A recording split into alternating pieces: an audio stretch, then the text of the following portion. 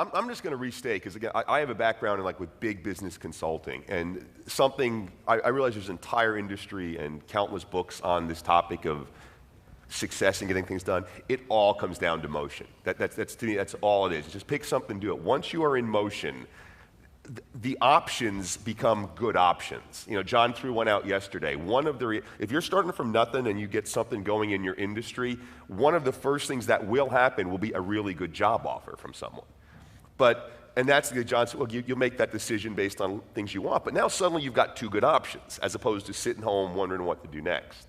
I worked with a lot of startup companies that went public, were bought up by huge companies. Almost none of them had the success in the thing that the founders started doing.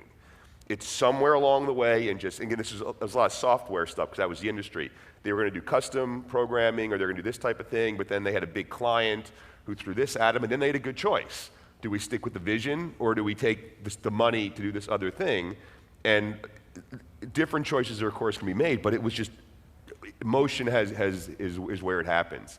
And the only caveat I always try to get people to put on that, and ourselves included, is tying exactly what I said yesterday to short-term goals. What is the short-term feedback that this is a good idea? The short-term feedback is probably not going to be able to make $1 million a year. That's very long-term, very abstract. But so if you're going to put a website up and you think this is a market, what should start happening that proves to you this is worth pursuing? And if those things don't start happening, it's a hobby.